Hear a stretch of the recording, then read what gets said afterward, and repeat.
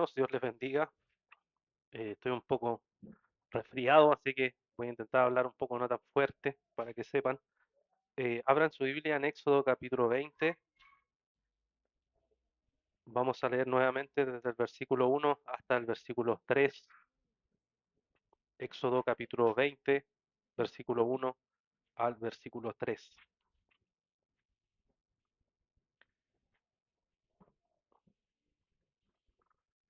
Dice la palabra del Señor. Entonces Dios habló todas estas palabras diciendo: Yo soy el Señor tu Dios, que te saqué de la tierra de Egipto, de la casa de servidumbre. No tendrás otros dioses delante de mí. Que el Señor bendiga su palabra. La semana pasada, mis hermanos, comenzamos a estudiar los mandamientos. Vimos el primer mandamiento que, como vemos en el versículo 3, habla de no tener otros dioses. Y ahí estudiamos algo que dijimos que en la naturaleza humana es inevitable adorar. No podemos evitar adorar. Todos los seres humanos adoramos. ¿Por qué? Porque fueron creados a imagen y semejanza del Señor, y eso significa que el deseo que hay en el corazón que tiene cualquier ser humano es adorar desde el principio. Fuimos creados para adorar, fuimos creados para exaltar a nuestro Señor, pero vimos que a causa del pecado y a causa de la distorsión que el pecado produjo, entonces ya no adoramos a Dios, sino que adoramos a distintas cosas, ¿cierto? E incluso la introduje con un pensador no cristiano que él mismo reconocía que el tema no es si adoramos o no adoramos, sino a qué adoramos. Esa es, digamos, la gran pregunta que tenemos que pensar. Y también revisamos lo que la Escritura nos dice en forma general. Por ejemplo, Romanos capítulo 1, versículo 25 nos dice: porque ellos cambiaron la verdad de Dios por la mentira y adoraron y sirvieron a la criatura en lugar del Creador, quien es bendito por los siglos. Amén. Romanos 1:25 nos dice entonces que toda la creación adora de alguna u otra manera, y ahí tomamos la frase del teólogo Juan Calvino, el cual decía que el corazón humano es una fábrica de ídolos. Entonces fabricamos una vez tras otra ídolos. Y usted dirá, bueno, ¿y por qué estamos en el primer mandamiento otra vez? Estamos en el primer mandamiento porque creo que hay que extraer aún más cosas, hay que aplicar aún más cosas. Y esto es siguiendo la tradición cristiana reformada. Por ejemplo, los bautistas reformados tenían un catecismo, que son documentos que traen preguntas y respuestas. Y hay un catecismo que se llama de Hércules Collins, el cual responde a esta pregunta y dice lo siguiente: pregunta 103. ¿Cuál es el primer mandamiento? No tendrás otros dioses delante de mí. ¿Qué requiere el primer mandamiento? Que yo, que deseo la salvación de mi alma, evite y rechace toda idolatría, hechicería, ritos supersticiosos y la oración a los santos o a otras criaturas. Que yo sinceramente reconozca al único Dios verdadero, confíe solo en Él, que espere en Él todos los bienes, humilde y pacientemente. Que le ame, le tema, le honre con todo mi corazón. En resumen, que renuncie a cualquier cosa en lugar de ir en contra de su voluntad en cualquier forma. Pregunta 105. ¿Qué es la idolatría? La idolatría es poseer o inventar algo en lo que uno confía en el lugar o en el lado del único Dios verdadero que se ha revelado en su palabra. O sea, fíjense lo que hacían los catecismos antiguamente, es que nos decía: esto es el primer mandamiento, pero no solo nos quedamos con entender que es el primer mandamiento, sino que después lo aplican de distintas maneras. Van presionando más y más y más y más para mostrar que este mandamiento finalmente profundiza aún más y nos muestra cómo somos tan idólatras en nuestros corazones. Y hubo un teólogo escocés que era presbiteriano, Thomas Chalmers, el cual dijo que una de las formas para poder sacar los ídolos no es solamente decir, bueno, usted tiene un ídolo, entonces como tiene un ídolo, rechácelo. Él decía que lo que hay que hacer es descubrir cuál es el ídolo que tenemos, y después de descubrir cuál es el ídolo que tenemos, reemplazarlo por el afecto a Cristo. Entonces él decía: no basta solamente decir que si yo amo el dinero, decir, oye, no ame el dinero, sino que necesito encontrar la verdadera riqueza. Y esa verdadera riqueza la tenemos, sabemos nosotros, en el Señor. Pero necesitamos lograr llegar a entender eso y aplicarlo a nuestra propia vida y a nuestro propio corazón. Por tanto, vamos a ver, mis hermanos, algunos de los ídolos más comunes que van contra la voluntad de Dios y cómo esos ídolos aparecen sutilmente en nuestra vida, para que cada uno de nosotros pueda detectar cuál es el ídolo que tiene fuerza en nuestro corazón y cómo podemos entonces sacarlo y poner a Cristo en el centro.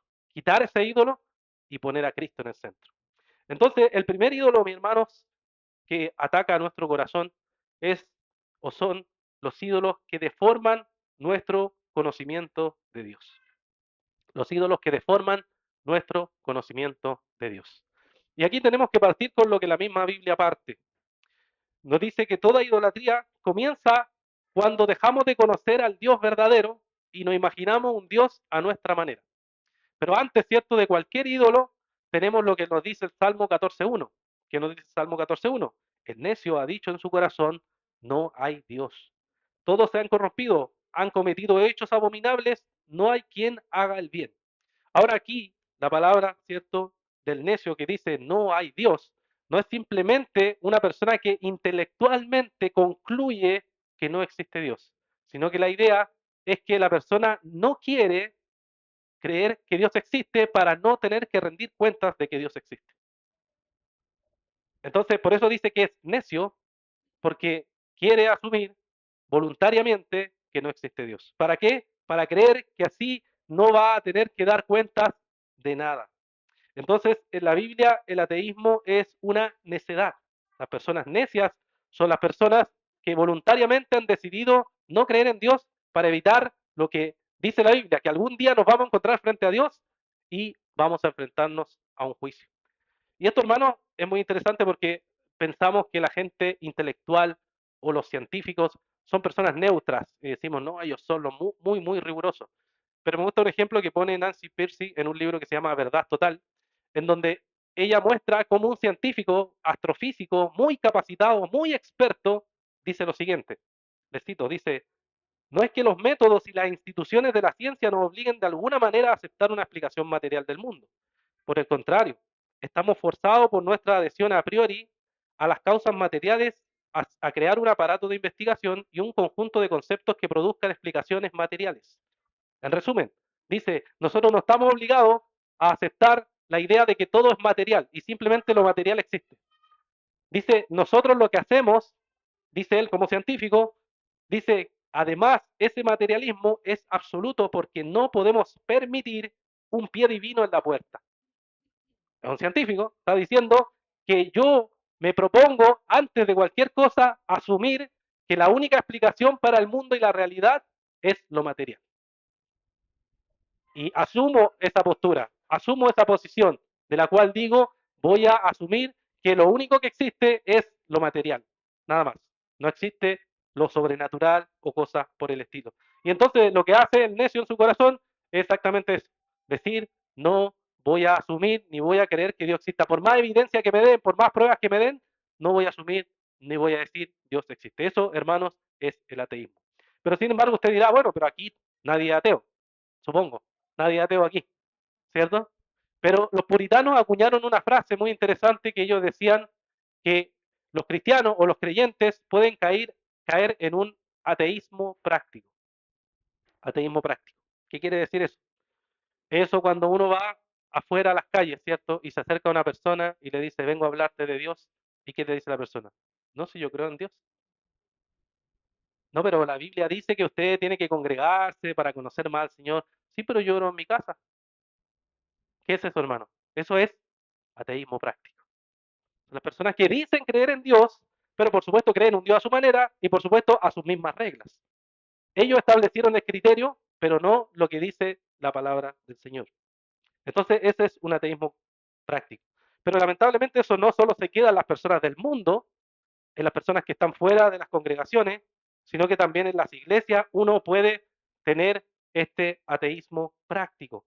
Puede conocer acerca de la teología, puede conocer acerca de Dios, puede conocer las doctrinas de la gracia, pero puede no realmente practicarlo. Por ejemplo, cuando digo, creo que Dios es soberano, pero vivo completa y absolutamente gobernado por la ansiedad y el estrés de la vida. ¿Por qué? Porque todo depende de ti. Eso es lo que tú crees. Tú crees en tu corazón que todo depende de ti, en verdad. Eso es lo que pasa. Y por eso vives completamente ansioso de todas las cosas. O cuando digo, yo creo que Dios es mi proveedor. Oye, yo sé lo que dice la Biblia, Dios es mi proveedor. Pero tu verdadera seguridad está en el sueldo o en el trabajo que tienes. Y por eso te angustia llegar a fin de mes, ¿cierto? Porque al final, ¿qué es? ¿Dónde está tu seguridad? No está en Dios. Pero tú sabes, tú conoces la Biblia, conoces, te ha enseñado de niño, has venido a la escuela dominical, te enseñaron, pero tu seguridad no está en Dios. Cuando digo creo que Cristo es suficiente, pero mi identidad depende de mis logros, mis trabajos o mi aprobación de otros. Finalmente, lo que hay ahí, hermano, es un ateísmo práctico. ¿Crees en Dios? ¿Crees en la Escritura? ¿Crees en lo que dice la Biblia? O lo afirma intelectualmente, pero en la práctica no hay una verdadera práctica de eso. Y eso es un ateísmo práctico, o como lo dice Santiago, la fe de los demonios. Una creencia intelectual, pero que en verdad no está en la práctica. Entonces la pregunta para poder examinar y ver el ídolo en tu corazón es esta. ¿Existe algún área en tu vida donde vives como si Dios no estuviera presente? ¿Existe algún área en tu vida en donde tú no consideras a Dios, en donde la decisión es tuya, de tus pensamientos, de lo que tú quieres, de tus deseos, de tus anhelos, y no está Dios? Si es así, hermano, eso entonces es un ateísmo práctico, es un ídolo. ¿Cómo reemplazamos este ídolo? Entonces, porque la cura para nuestros falsos dioses no es simplemente tener mejores ideas. Oye, deja eso, simplemente. Sino es contemplar a Dios tal como la Escritura dice. Es obedecer lo que la palabra me dice. Es no ser solamente de palabra, como dice Santiago, sino de hecho.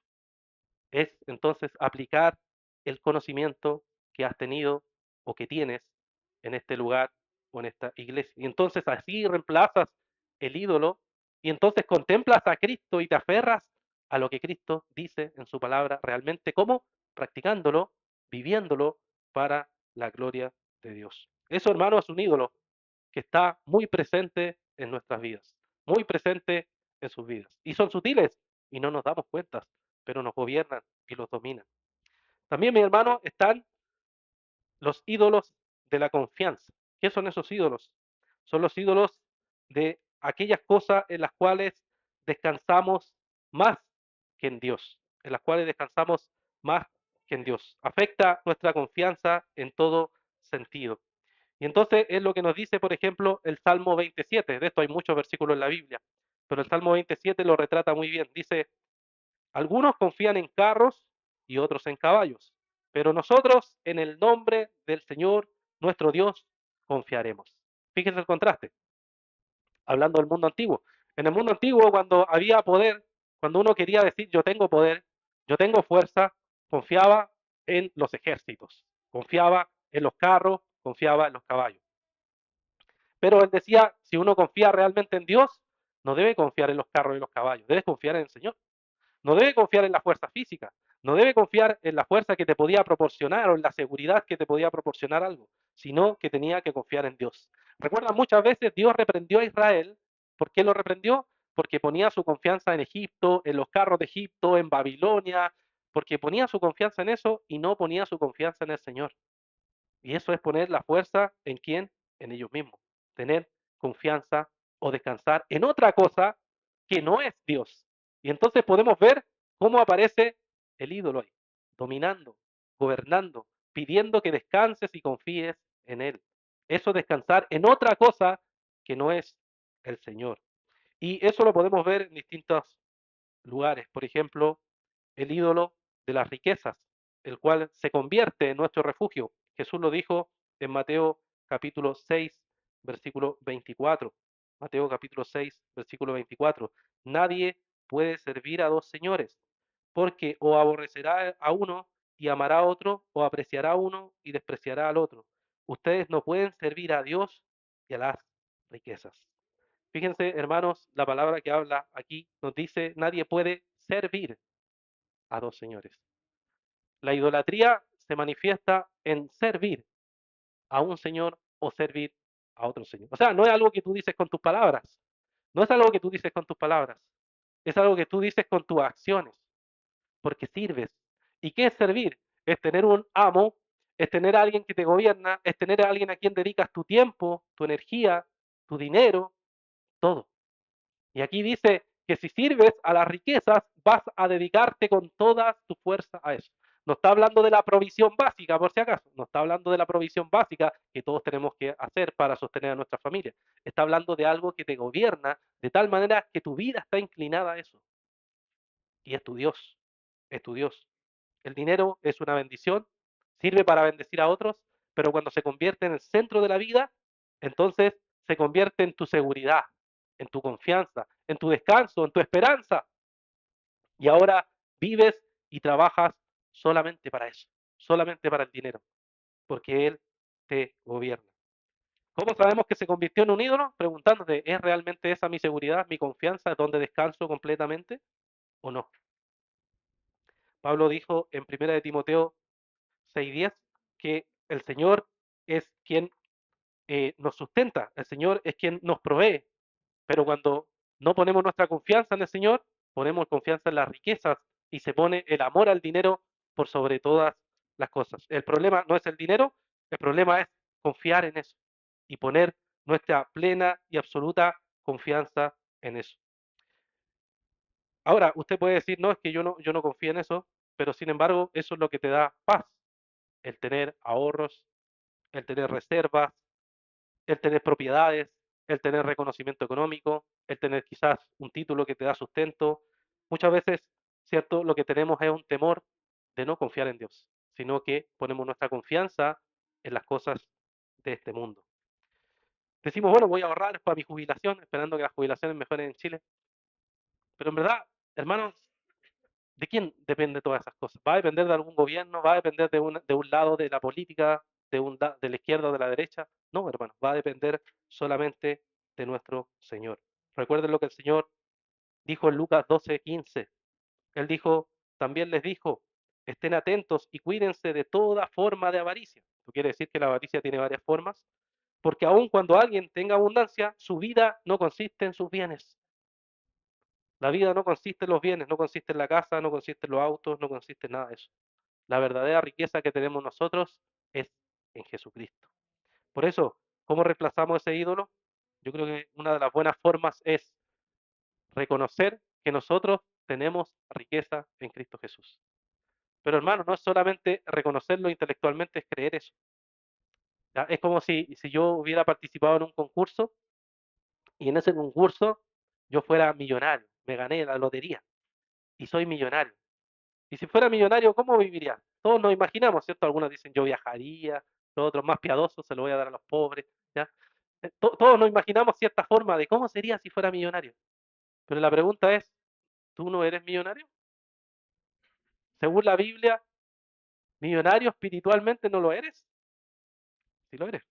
Eso dice, Efesios 1:7 dice, en él tenemos redención mediante su sangre, el perdón de nuestros pecados según las riquezas de su gracia.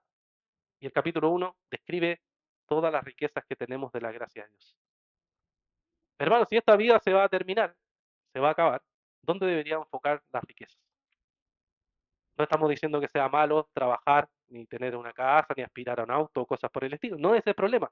El problema es el corazón centrado completamente en eso y no enfocarse en la verdadera riqueza que es Cristo Jesús. Ese, mis hermanos, es el verdadero problema que tenemos los seres humanos. Y por eso Jesús, después de decir que no tenemos que servir a dos señores, Él dice que no acumulen tesoros en la tierra donde la polilla y la herumbre destruyen y donde los ladrones penetran y roban, sino acumulen tesoros en el cielo, donde ni la polilla ni la herumbre destruyen y donde ladrones no penetran ni roban, porque donde está tu tesoro, allí estará también tu corazón. Entonces, mi hermano, tenemos que confiar no en el dinero, sino en el Señor. ¿Qué otro ídolo tenemos? Tenemos el ídolo, mis hermanos, del control. Cuando confiamos más en nuestra capacidad que en la providencia de Dios. Un ídolo del control. ¿Qué es ese ídolo? Es difícil de reconocer porque se esconde. ¿Saben cómo se esconde? Como responsabilidad. Hay que ser responsable. ¿Es mala la responsabilidad? No, es buena. Pero se esconde. Ser responsable es bueno, planificar es bueno, trabajar diligentemente es bueno. Todas esas cosas están en la Biblia. Pero nuestra planificación y nuestro trabajo no reemplaza o no debe reemplazar la dependencia en el Señor. Por eso el Señor en el Sermón del Monte enseñó a confiar en Él. En el capítulo 6, versículo 27, puede leer esto. Mateo 6:27 dice, ¿quién de ustedes, por ansioso que esté, puede añadir una hora al curso de su vida? ¿Qué le está diciendo? ¿Quién de ustedes, por más que se preocupe de algo, por más que esté angustiado, por más que esté desesperado, puede hacer algo? ¿En verdad puedes hacer algo? ¿Puedes cambiar el rumbo de las cosas? ¿Puedes cambiar el tiempo que vas a vivir? ¿Puedes cambiar la enfermedad? ¿Puedes cambiar los sufrimientos? ¿Puedes cambiar algo en verdad, hermano, tú? Nada, no puedes cambiar nada. ¿Por qué? Porque no eres soberano, eres una criatura, eres una creación. Fuimos creados para confiar en Él, para confiar en Dios, no para confiar en nosotros mismos. Recuerden cómo estaban los israelitas, estaban esclavizados en el Éxodo, estaban esclavizados, totalmente oprimidos, y podían hacer algo ellos. No, no podían hacer nada. ¿Qué hizo Dios? Dios trajo la liberación, los liberó, los sacó y los llevó a ser libres. ¿Y olvidaron qué? Olvidaron que el Señor era su libertador, que en Él tenían que confiar, porque después, ¿qué terminaron haciendo? Adorando a otros ídolos. Convirtieron todas las cosas buenas que Dios había dado en un ídolo. Y el control es eso, hermano, es creer que yo voy a dominar y controlar todas las cosas. Y esto tiene eh, manifestaciones de distintas maneras en la vida de nosotros. Los hombres podemos querer controlar ciertas cosas, las mujeres pueden querer controlar ciertas cosas, o los seres humanos queremos controlar ciertas circunstancias creyendo que lo vamos a dominar nosotros. Y en verdad es imposible. El control se vence, mi hermano, contemplando a nuestro Dios, o sea, descansando en la providencia de Dios. Jesús llama en el capítulo 6, versículo 26, en el mismo capítulo donde dijo esto, que miren las aves del cielo, que no siembran, ni ciegan, ni recogen en graneros. Sin embargo, el Padre Celestial las alimenta. ¿No son ustedes de mucho más valor que ellas? Observe, dice, el Padre los está guiando, hermanos. El Padre los está sustentando. El Padre los está direccionando. El Padre alimenta, el Padre sustenta, el Padre sostiene. ¿Verdaderamente creemos eso, hermano? Pablo dijo en Romanos 8:32, el que no negó ni a su propio Hijo, sino que lo entregó todas las cosas por nosotros, ¿cómo no nos dará también junto con Él todas las cosas? Si Dios le ha dado lo más precioso a usted, que es la salvación, entonces, ¿por qué vamos a razonar que el Señor no nos va a sostener, que el Señor no nos va a proveer, que el Señor no nos va a dar? Es porque queremos tener el control, queremos tener dominada la situación, toda la situación dominada, todo cuadradito, que no salga de ningún lado. Pero en verdad es que no está en tus manos, no está en tu control. Uno debe depender solamente del Señor. ¿Y qué manifiesta eso? El ídolo del control, de querer controlar todas las situaciones y no dejar las cosas en la mano del Señor. ¿Qué otro ídolo tenemos? Tenemos el ídolo de la aprobación humana. Este es un ídolo, mi hermano, que no siempre reconocemos porque también es muy inocente. Todos necesitamos relaciones, todos necesitamos amor, todos necesitamos una comunidad, un lugar donde poder estar. Dios nos creó para vivir de esa manera. Pero el problema aparece cuando nosotros consideramos de forma excesiva la opinión de otros. Esto es lo que la Biblia le llama el temor al hombre. Fíjense lo que dice Proverbios capítulo 29, versículo 25. Proverbios capítulo 29, versículo 25. Dice, el temor al hombre es un lazo, pero el que confía en el Señor estará seguro. Una frase muy bonita, ¿no? Que nos dice Salomón aquí, que el temor de Dios, perdón, el temor al hombre se convierte en un lazo. O sea, algo que te agarra, que te daña, que te amarra y que no puedes liberarte, es una trampa. ¿Por qué? Porque te captura tu libertad y no te deja actuar en libertad, porque tienes temor de los hombres. Porque dice, ¿qué van a pensar de mí? ¿Qué van a decir de mí? Y uno se preocupa de eso, ¿no? ¿Cómo digo esto? ¿O cómo me acerco y le digo esto al hermano? Porque ¿cómo va a reaccionar? ¿Qué hay ahí? Temor de hombre. El temor de hombre hace preguntar constantemente eso. ¿Qué pensarán? ¿Cómo me verán? ¿Me aceptarán? ¿Me aprobarán? ¿Me reconocerán? Ya no buscamos agradar a Dios, sino que buscamos agradar a los seres humanos. Buscamos agradar a las personas. Y entonces se convierte en un lazo. Algo de lo cual estoy totalmente atrapado y no puedo liberarme. Los fariseos tenían exactamente ese problema. Cuando Jesús les dice en Mateo 25, Mateo 23, 5, Dice, sino que hacen todas sus obras para ser vistos por los hombres, pues agrandan sus filacterías y alargan sus adornos de sus mantos. O sea, ellos estaban muy preocupados cómo los vieran, que los vieran piadosos, correctos, que todo estuviera bien, adecuado. Y dice, eso era temor de hombre. No buscaban la gloria de Dios, lo que buscaban era la aprobación humana. Ellos se habían vuelto en el centro de todas las cosas. Y eso se manifiesta, por supuesto, muy sutilmente también hoy en día en todos nosotros que vivimos en redes sociales, la aprobación del mundo, las fotos, las cosas, la exposición al mundo, el cómo nos presentamos ante el mundo, el sentir que nos ponen like, que nos aplauden, ¿cierto? Se manifiesta sutilmente también se manifiesta en eso, en cómo nosotros nos presentamos también. Pero sin embargo, mis hermanos, tenemos que pensar a quién tenemos que agradar en primer lugar, es al Señor. ¿Quién debe ser el primero en nuestra vida, a cual buscamos agradar en todas las cosas? Es al Señor. ¿Qué piensan los hombres de uno? ¿Qué piensan de ti? Si es que estás haciendo la voluntad de Dios, no es importante. Es un ídolo que te detiene, un lazo que te amarra. Pero si te libras de eso, simplemente vas a poder servir al Señor glorificándolo a Él. Dice Mateo 10:28, no teman a los que matan el cuerpo, pero no pueden matar el alma. Más bien teman a aquel que puede hacer perecer tanto el alma como el cuerpo en el infierno. Dice, no teman incluso ahí a los que los van a matar, no teman a los que los van a perseguir, no teman a aquellos que los van a llevar a la ejecución, no le teman a eso, porque van a morir de todos modos. Témanle a Dios, témanle a aquel que van a dar cuenta algún día y se van a encontrar con él y entonces van a ser juzgados por él.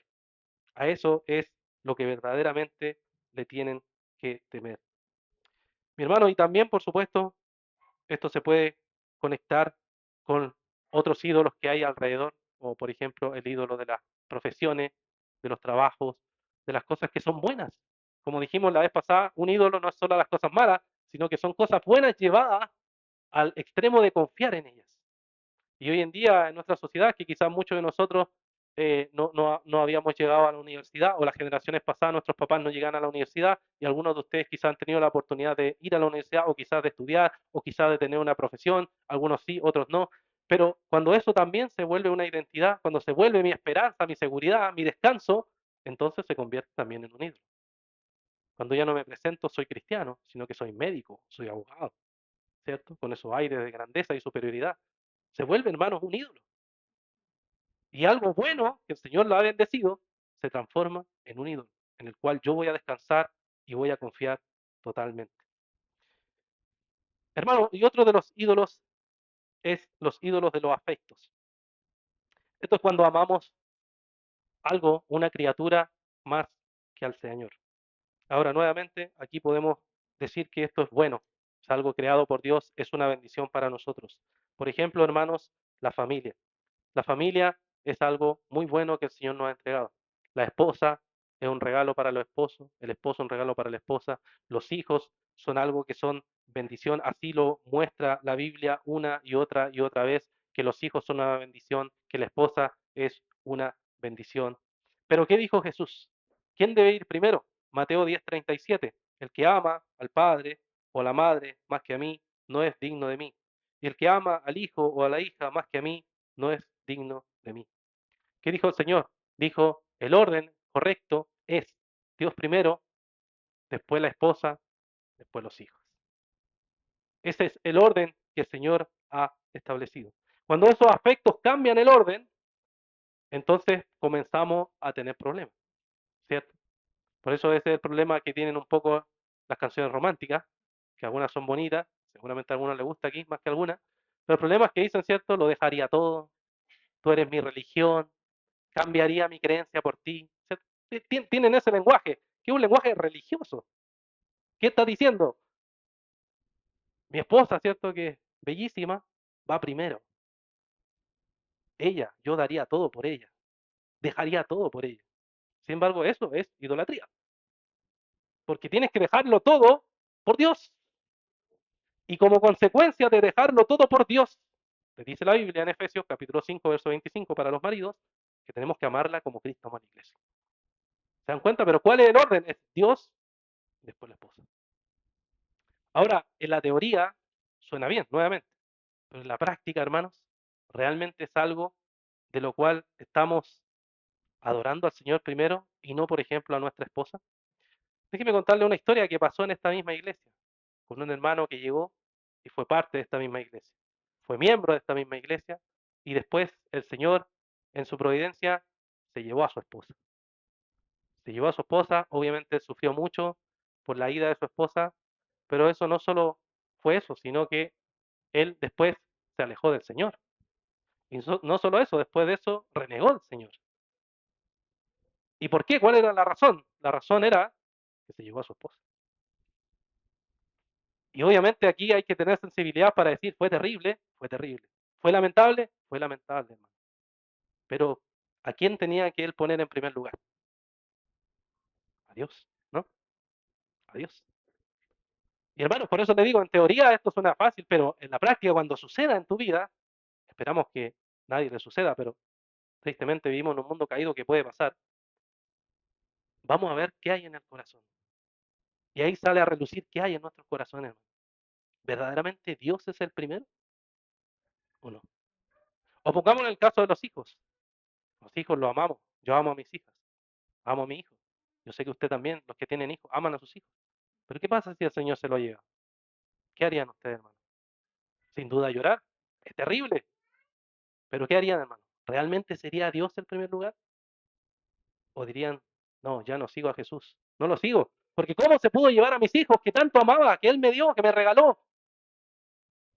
Y por eso, hermano, no es teoría, los ídolos. Ahí se revelan qué hay en el corazón.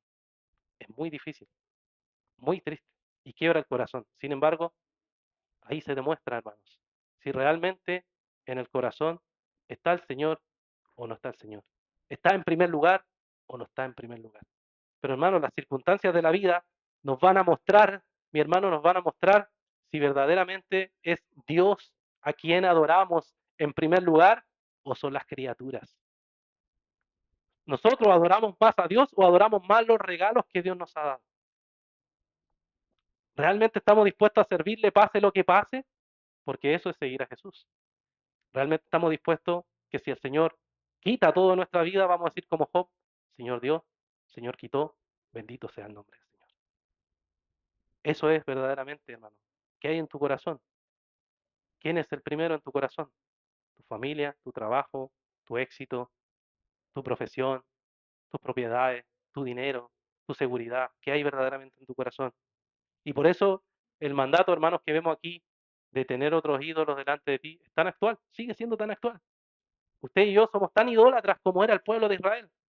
Seguimos poniendo nuestra confianza, nuestra esperanza y nuestra seguridad en un montón de cosas. Y eso es discernir el ídolo. ¿Cuál es ese ídolo? Tomarlo y reemplazarlo por Cristo. Porque ¿quién murió en la cruz por mí? ¿Quién pagó en la cruz por mí? ¿Quién fue azotado, escupido, rechazado? ¿Quién fue, hermano? Fue Jesucristo. No fue mi esposa, no fue mi hijo, no fue mi trabajo, fue Jesucristo. Él murió en la cruz y por eso Él es a quien debemos adorar como todo, como lo esencial, lo principal. Mis hermanos, tantos ídolos que tenemos hoy, tenemos la comodidad también dentro de nuestra cultura, el individualismo, el yo como el centro, como lo meditábamos el otro día. También tenemos como los fariseos que amaban más las cosas que Dios le había dado, la ley de Dios, y pensaban que habían cumplido la ley de Dios, pensaban que habían obedecido los mandatos de Dios de forma perfecta y por eso se veían también superiores a los demás y despreciaban a los pecadores. Aún esas cosas, incluso ser miembro de una iglesia, incluso ser pastor de una iglesia puede convertirse en un ídolo, en poner tu seguridad y tu identidad en eso y no poner tu seguridad y tu identidad en Cristo. ¿A qué nos llama entonces Cristo, hermano? Nos llama a arrepentirnos de nuestro ídolo. Examine su corazón. ¿Qué ídolo prevalece en su corazón y en su vida? Y entonces al examinarlo, verá qué es lo que tiene en primer lugar. Y cuando vea qué es lo que tiene en primer lugar, asegúrese de que sea Jesucristo y no sea ninguna otra cosa. Y entonces arrepiéntase y crea en el Evangelio y siga confiando en que Él le va a sostener y le va a sustentar durante esta vida que tenemos en este mundo. Oremos. Padre, te damos las gracias por este día. Te agradecemos, Señor, por tu verdad, por tu palabra. No queremos, Señor, poner nada en primer lugar, sino solamente a ti. Señor, y algún día nos enfrentaremos a esta prueba, todos los que estamos aquí presentes. Nadie podrá escapar, Señor, a enfrentarse a momentos dolorosos, momentos difíciles, momentos críticos de la vida, Señor, en donde saldrá a relucir qué es lo que hay en nuestro corazón. Señor, cuando llegue el día que estemos preparados para decir, solo en ti confío, solo en ti me aferro. Cuando mi salud, cuando mi vida quizás esté en riesgo, cuando la de mi familia, cuando las cosas que tengo, Señor, estén en riesgo, entonces se revele que hay en mi corazón y diga, solo en ti confío. Ayúdanos, Señor, porque somos idólatras, porque estamos inclinados, Señor, al pecado, pero qué bueno saber que tú nos salvaste, nos redimiste, con tu gracia, con tu verdad, y porque solamente en ti, Señor, tenemos esperanza. Te pedimos que tú nos limpies, que nos laves y nos ayude a depender solamente de tu gracia y de tu verdad. Pedimos, Señor, todo esto en el nombre de Jesús. Amén.